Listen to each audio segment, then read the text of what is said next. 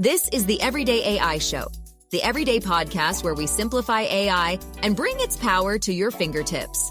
Listen daily for practical advice to boost your career, business, and everyday life.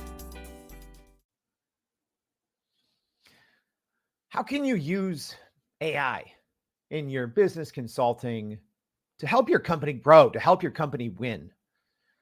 So many times on the Everyday AI Show, we talk to experts who are in very specific fields from all over the place. And today I'm excited to have a general conversation about practical ways that we can use AI to grow our companies and to ultimately help us win. So if you're joining us live, thank you. If you're joining us on the podcast, make sure to check out the show notes as always and go to youreverydayai.com, sign up for that free daily newsletter. But welcome to Everyday AI. My name's Jordan. I'm the host. And before we get into our live stream and podcast, let's first take a look at what's going on in the world of AI news. Speaking of business consulting, Accenture is going all in on AI. So they just announced today that they're looking to double the headcount for their employees working in and around AI to about 80,000, or more than 10% of its current global workforce. The consulting company announced in July a $3 billion, that's billion with a B.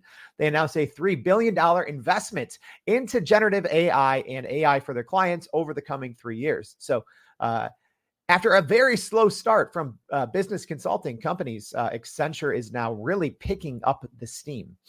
Next piece of AI news. This piece of AI news is good for your heart. That's because a new study from Oxford shows that AI can predict heart attack risk up to 10 years in the future. So they use AI to more accurately analyze CT scans, and this tech could potentially save thousands of lives and improve treatment for patients. So the study was funded by the British Heart Foundation, and they use AI to analyze data from routine cardiac CT scans. And they found that even patients with seemingly healthy arteries could be at risk for future heart attacks, which is some very exciting breakthrough news for AI in the medical field. Last but not least, OpenAI is seeking more funding for superintelligence. So in a recent interviews with the Financial Times, OpenAI CEO Sam Altman said he is seeking more financial support from Microsoft as his company pushes forward with research into creating superintelligence through artificial intelligence models. That's like the next level of artificial general intelligence. It's when the machines no longer need us. So OpenAI is focused on researching how to make artificial general intelligence, AGI, safe and beneficial, as well as developing more powerful AI agents. So that may be a little off in the future, but don't worry. If you want to know about how to use AI today and how to use it to grow your business and not AGI, that's what today's show is for. So I'm very excited to have on the show, and please help me welcome. We have Damon Pistulka, who is the co-founder of Exit Your Way. Damon, thank you for joining the Everyday AI Show.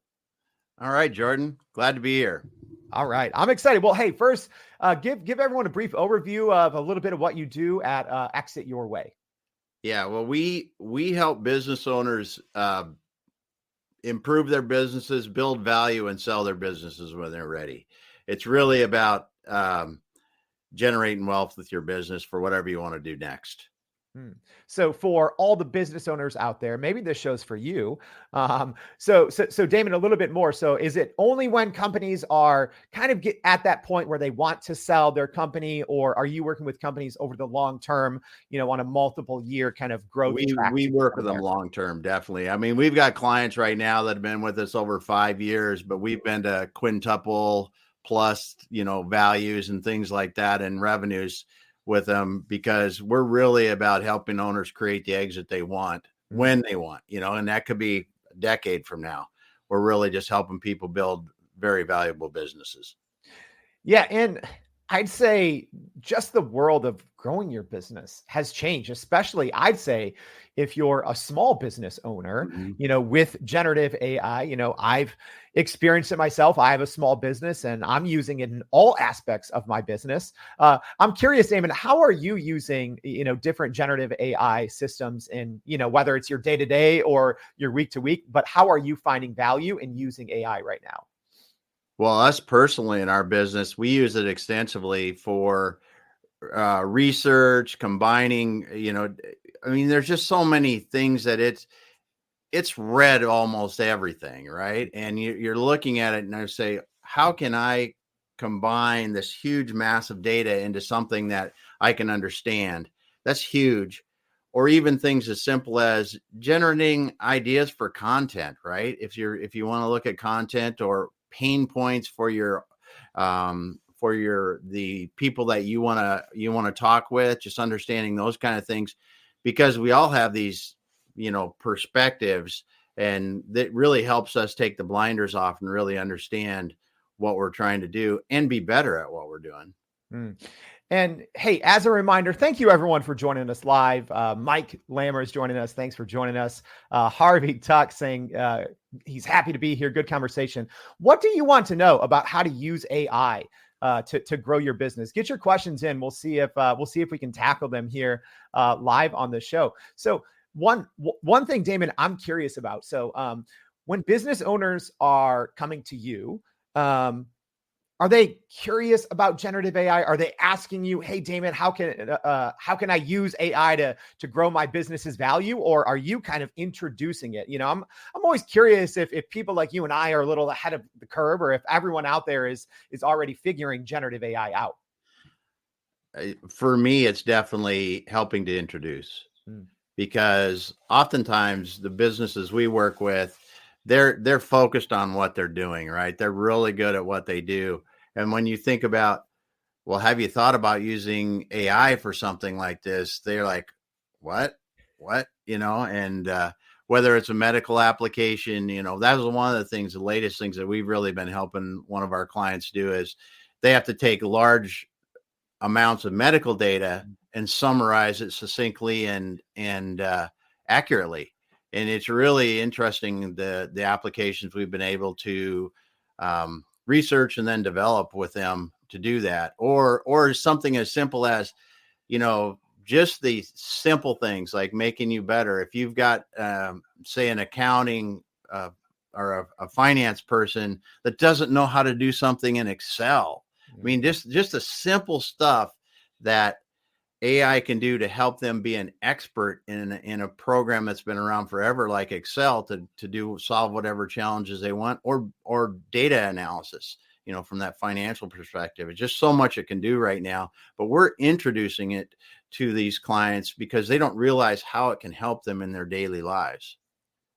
Yeah. And what's kind of, and walk me through the, maybe the typical first reaction. So, you have these business owners, and they obviously have clear goals in mind when they're working with you, right? Like they're trying to create some sort of exit plan, some sort of strategy. So they're trying to presumably either grow things toward the end, or to set up systems that make something, more sustainable and more scalable. But what does that look like maybe when a business owner that's been doing some of those things, like you said, Damon, maybe they've been, spending hours and hours in Excel, even if that's maybe not one of their strong suits? What's kind of the reaction been so far from business owners when they're looking to grow, looking to sell, and they see this AI thing working for the first time?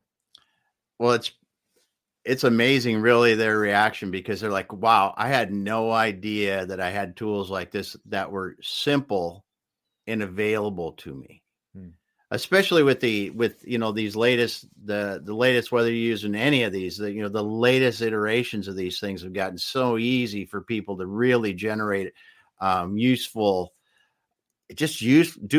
tasks for them every day. That's been not even to mention the larger, more complex things that are going on, but just initially these fundamental things that it can help with. They're so excited about it.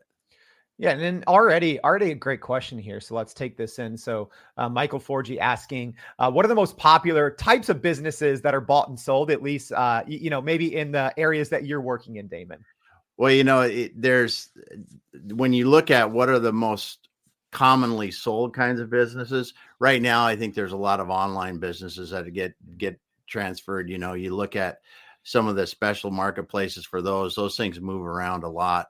And, but you just look at the most common kind of businesses. They get, the Main Street kind of businesses are the ones that sell the most. But online businesses now, you can go to the online brokerage places and see thousands of them. Everything from an Amazon business. I mean, those product businesses on Amazon change hands a lot, and those kind of things definitely are popular. So, well, I'm gonna try to better understand this myself and maybe explain it to the audience. So, are you saying, kind of like marketplaces that people go to, sell an online business, maybe something like an Empire Flippers, Yep. something like that, where you go and list a business, right? Yeah. Those are the places where you can find the popular ones, and then I guess it's not coming to me right now, but there's another one that's just for online businesses. Empire Flippers is more for like e-commerce kind of businesses and some online, but there's some that are actually just for like, I've got a website that's selling this kind of product, or I got an Amazon business, and it's really pretty good. Those are really pretty good for you can find a lot of different deals there. Yeah, and I'm curious because in this scenario, maybe when someone's listing, kind of a business they created for sale, or kind of like what you said, Damon. Maybe they created a pretty successful Amazon business or something like that, and maybe something happened during the pandemic and supply chains, and maybe it's just not as profitable as they would like. In these scenarios, are you able to find maybe areas where generative AI can make such a great difference? Because maybe some of these business owners just didn't know, and it could make their day-to-day so much easier. Is that something that you're finding now, specifically with this shift toward putting things online? Maybe the pandemic threw a wrench in people's plans over the long term. Is this something you're seeing? Well, yeah, it comes primarily right now in the marketing, right? Because the generative AI and others, it's so robust in its knowledge about what are really good marketing techniques, what's language we should use, what are the things that we're missing in our current marketing objectives, because it can browse your stuff now, it can compare to others, it can do so many things that a small company can't afford to go out and hire a very expensive CMO. But with AI, you can bring them into your company by taking the time to really explain your company and then let it do that work for you.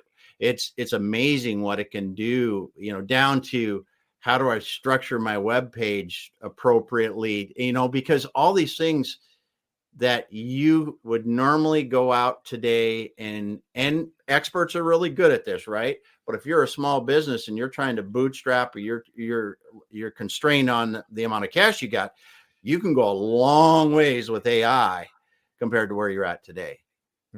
And already we have two different people kind of asking about privacy. So, Cecilia here asking on the back end of her question, saying, how are you getting businesses beyond the legal and privacy challenges to start using AI? What are the basic safeguards you are helping them establish to start using AI? So, yeah, that's a great question, Damon, because if you are maybe using it more from the high level marketing end, probably not as much that you need to do in terms of privacy if you're just doing, competitive intelligence or competitive research. But, what about for those companies that want to go a little deeper and maybe they want to use AI to, help them with their bookkeeping? What are some safeguards that companies should keep in mind when using AI?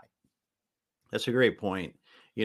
With our clients, we're only going to use companies that are developing stuff that ensures privacy. Like we've got some that we have to use HIPAA compliance with, and you just got to make sure you're working with the right companies to do that. You can't just go out to whatever AI site that you like and start working with them. Obviously, because the privacy is not there.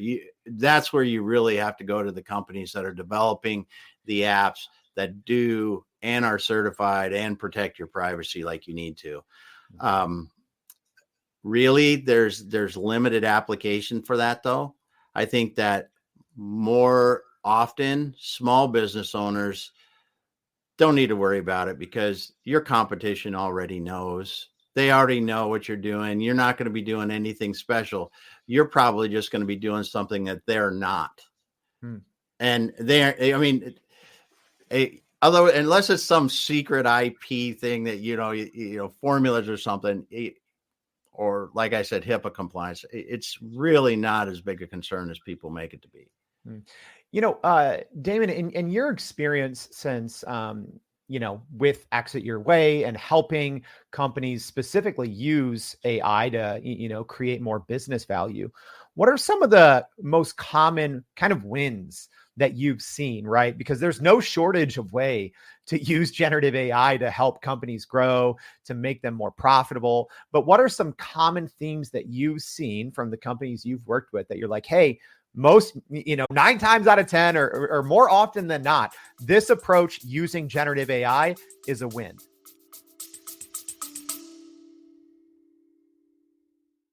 Are you still running in circles trying to figure out how to actually grow your business with AI? Maybe your company has been tinkering with large language models for a year or more, but can't really get traction to find ROI on GenAI.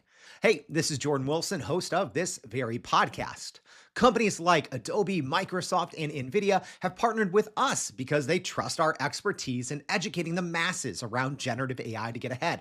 And some of the most innovative companies in the country hire us to help with their AI strategy and to train hundreds of their employees on how to use GenAI. So whether you're looking for ChatGPT training for thousands or just need help building your front-end AI strategy, you can partner with us too, just like some of the biggest companies in the world do. Go to youreverydayai.com/partner to get in contact with our team, or you can just click on the partner section of our website. We'll help you stop running in those AI circles and help get your team ahead and build a straight path to ROI on GenAI. Yeah, it's in the 2 areas mainly, or 3 really. One is in the marketing, right? I come back to that again because it helps them so much without having to hire a CMO or something like that. It can get their internal marketing people a long ways down the road without spending that money. The second thing is as I talked about too, is helping their internal so-called experts be better because they've got access to this wide range of knowledge. It doesn't matter if I'm a developer, if I'm a finance person I talked out, or I'm a medical expert. There are so many different things that it can help us answer questions that might give us that one idea, the second idea that really helps to answer the question we need answered to help that person move forward. And the last thing is data analysis. AI will put together patterns that we can't see in data, or take multiple sources of data and pull some really interesting points from it that we won't be able to come to without significant effort. And that's where really those 3 areas are really driving our clients to be able to go forward faster. Oh, great. Look, great breakdown there. So marketing, helping, number 1, marketing. Number 2, helping internal experts become better at their job. Number 3, data analysis. That's a huge one, Damon. And hey, if you are just joining us now, thank you for joining us. We have Damon Pistulka, the co-founder of Exit Your Way, and we're going over different ways how AI can help businesses just win, right? I love number 3 that you just mentioned, Damon. It's one of my favorites, actually. So when we're talking about data analysis, I'm someone personally, I love spreadsheets. I love data. I love Google Sheets. I love creating formulas, right? However, AI is better, right? Like I can go into ChatGPT, use the mode that's advanced data analysis is the mode inside of ChatGPT that does that. And it just goes nonstop and it goes faster, right? And it's almost always better than me or any other, person who's working in data. What's a piece of advice that you can give to people that are maybe like, my numbers are important. I'm not sure if I want to leave that up to a tool like ChatGPT, but maybe what's a piece of advice that you can give to people, Damon, on actually using it for data? Well, I think in the big complex data sets, it can pull out things that you don't understand, or you're not going to see. Now that's one thing. The other thing that we see a lot of people and really helps us help others is what should we be talking about? What are some of the things that we're not thinking about in this data that we should be? And that's where it really looks at things differently like we can't easily do. And then you begin to go, okay, here is something that we should be looking at that we're not now, that will make a big difference for us. It's just, and I see someone's talking about advanced data analysis for Google ads. I mean, that's a really good use of AI. Is like pulling all the sources of leads and things together in your marketing and going, okay, what are the commonalities across these? Because it'll find things that you just don't understand.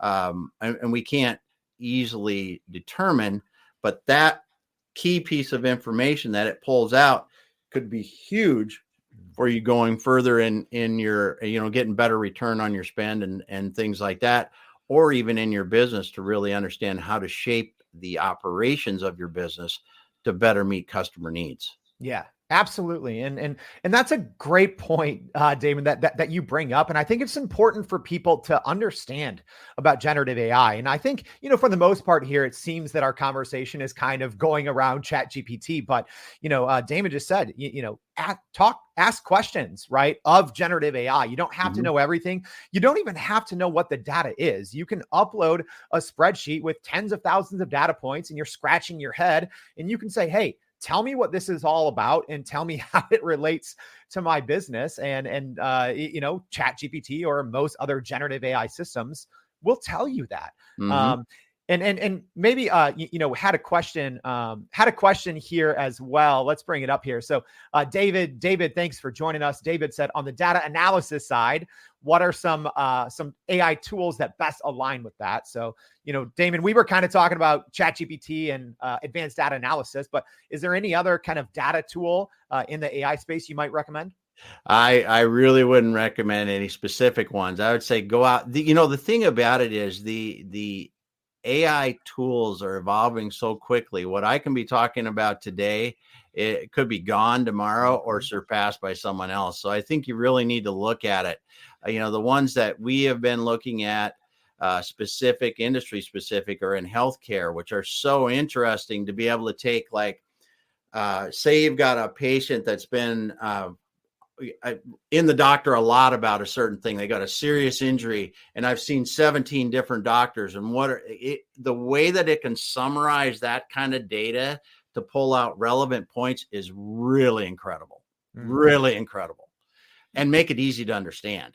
Yeah, Damon brings up a great point. I actually had an episode like 2 weeks ago saying, hey, be careful of what AI tool that you use, because a big update from an OpenAI or a Google or a Meta could wipe out that tool. So it's great advice. And even personally, I say probably stick to the bigger systems for that very reason.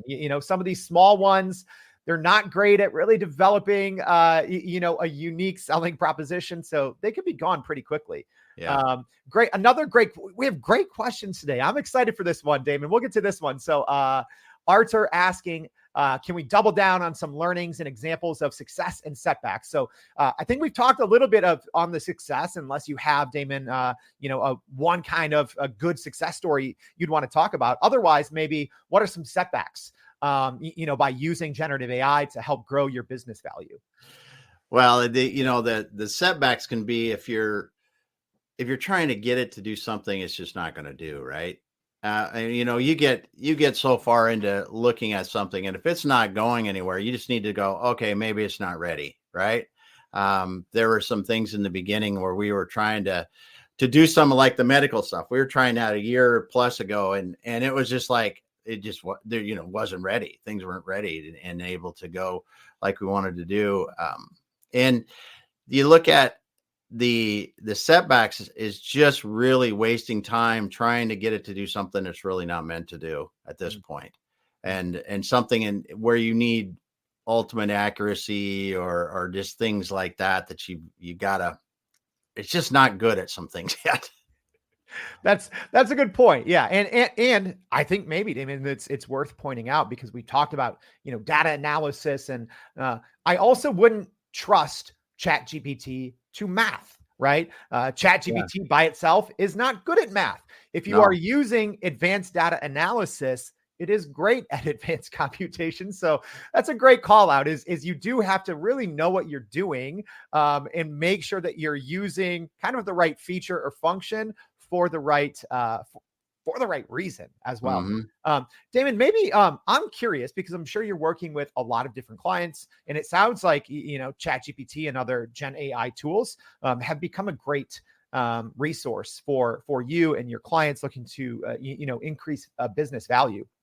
So we talked about those three earlier, the marketing, helping internal people become better experts, data analysis. Is there one of those areas that even for you on a day-to-day basis that you keep going back to because the value that it creates is so great? Is there any one area that you keep using generative AI and you're like, wow, how did I do this? Or how did my companies do this before generative AI? It's really about making experts smarter. I mean, for us, it is because if you go into we're generalists in some ways in what we do, because when you talk about building business value, it hits different spots. It could be an operational, it could be a financial, it could be these things. And for us to be able to go in and really understand how to use like a ChatGPT plus, and then to understand how to feed it the right prompts to be able to get the information. The information's in there. It's just really getting the right information out by asking the right questions, giving it the right information. But to make you smarter every single day to help your clients better, that's what we come back to it all the time for that. It's like, because I don't know what I don't know, and maybe it can help me know more of what I don't know that I need to know for my clients. Yeah, that's such a good use case. And I think especially, when we talk small business owners, right? We said, hey, whether you have an online company or, a Main Street company, I'd say in those scenarios, Damon, it's not like these companies always, I mean, sometimes they do, but it's not like they always have the budget to go hire more people, to maybe hire someone in admin, to hire a consultant to help them grow, right? Maybe can we talk a little bit about, because I love your example of helping, experts become even better in their role. But I like to always encourage people to look at, ChatGPT or generative AI as the employee they can't afford right now, or the help that they necessarily don't have on their team. Maybe what are some ways that companies trying to increase their value and to get some good wins? What are some ways that they can do that and maybe look at ChatGPT or generative AI almost as like the person that they don't have right now on their team? Yeah, well, it will help them understand, again, what you don't know. I mean, everything from we've used it to help build processes in businesses. We've helped it to help. And I mean, I'm not just like, hey, I want to, do this, whatever simple process, in detailed processes, in pretty technical businesses, like, okay, what is my proposal process? What is the process for completing this type of work? And really, like you said, being able to do things that we don't have someone to do, that we don't necessarily know how to do, but it'll spit out what I want. And I can go, okay, I'm 80% of the way there on something, and finalize it and go. Because there's so much that you can have it help you with. Yeah, I love that, processes and procedures, because if you are a small business trying to grow, it can be some of those more mundane tasks. Yeah, that can really weigh a small business owner down, or a solopreneur down, or a small team down. Damon, what are some practical tips that maybe you have for people specifically around how they can use maybe ChatGPT to help develop those processes and procedures? Because sometimes if you've never had them, you don't necessarily know how. So what's some advice that maybe you have? Well, I think the thing that really changed it for us is when we took the time to explain in detailed terms who we are, what we do, and how we help people. And because if you give background, your business, what you're trying to accomplish, even personal things about you that will help the AI to understand more about how it should act, how it should think, then it can give you better solutions. You know, if I'm an engineering firm and I'm trying to develop something, a process for something, if it knows we're an engineering firm like this, we're this size, we do these things, this is how we work, these are our internal systems. I mean, if you take it and you develop 5, 10 pages, whatever, of details, and ask the AI to say, what do you need to really do this? Ask me 100 questions, ask me 1,000 questions, and you answer them. It can give you so much higher quality information back. That is the first thing I would say if anybody wants to get in it. Have the AI ask you everything it knows to be a good X for you. Y'all, do you have your everyday AI notebook in front of you? Because Damon just dropped one of the things I always teach people, right? So we have our free Prime Prompt Polish course we do twice a week. And one of the things that we always teach people is ask the AI questions, right? You don't have to come off as an expert when you're working with a generative AI system. It's oftentimes better just to ask questions. All right. I think we have time for one more question as we wrap things up. And this is an interesting one. So George's son said, we recently saw the appointment of the AI-powered CEO called Mika at Dictador, a Polish beverage company. What's your opinion on that? I'll leave it up. I'll let you take this first, Damon, because I have some thoughts on this. But yes, this is real. We covered this on the show a couple of weeks ago, but a Polish beverage company, I don't know if it was more for press, but they did appoint a human-like robot with AI to be their CEO and to make all their decisions. What's your thoughts on that one, Damon? Well, I think that, I'm mixed, right? Because from a certain standpoint, it's nice because it could work really well. But then in others, I just don't know how creative and flexible that AI can really be at this point. I mean, we can operate in weird and awesome ways in our minds. And I just don't know. I know we're not there yet with AI. That's the only thing. I mean, in situations, it's not going to it doesn't make the right decisions. That's the only thing. Yeah, 100%. Yeah, I think this was more of a publicity stunt. Yeah. But I love the concept, though, of, hey, maybe you don't like running the day-to-day. Maybe you love marketing or you love, accounting, but you're a business owner. I think it's okay to kind of train a ChatGPT chat to help you run the business. I don't think there's anything wrong with that, but I don't know about the actual AI robot walking around and telling you what to do. All right, we've covered so much here, Damon. You kind of had your 3 points, different ways that you can use generative AI. I love the concept of asking questions, but maybe if there's one takeaway that you really want people to kind of glean from this conversation on how they can use AI and consulting to help their companies win, what is that one major point that you want people to leave with? Well, and if you're not at least reading about how AI can apply to your business, and you're not looking at AI as if you're in business and not experimenting with AI right now, you're screwed. Really. I mean, I'm sorry, but you're in trouble because there are others that are. There are others that are using for the things that we talked about today, and you've talked about in other shows, I'm sure, that they are going to pull ahead farther because of it. So I don't want to be doomsday about it, but really there are things that it's going to continue to evolve and do that if you're not using it in your business, or at least understanding what it's being used for in your kind of business, you're missing out. Oh, absolutely. I'd say there's nothing doomsday about that. I couldn't co-sign on that one quick enough, Damon. That's such good advice. All right. We covered so much. Don't worry. There's always more in the newsletter, but Damon, I have to thank you so much for coming on the Everyday AI Show to talk about how AI in business consulting can help companies win. We appreciate your time. Thank you for having me. All right. And hey, as a reminder, a lot of good information from Damon. So make sure you go to youreverydayai.com, sign up for the free daily newsletter. Every single day, we break down the conversation in much more detail, share additional resources, and lay out a practical and tactical way that you can apply all of this to grow your company, grow your career. That's it for today. We're going to be back tomorrow. We actually have the marketing director at NVIDIA. I'm excited about that one. So hope to see you back for that one and more at Everyday AI. Thanks, y'all. And that's a wrap for today's edition of Everyday AI. Thanks for joining us. If you enjoyed this episode, please subscribe and leave us a rating. It helps keep us going. For a little more AI magic, visit youreverydayai.com and sign up to our daily newsletter so you don't get left behind. Go break some barriers, and we'll see you next time.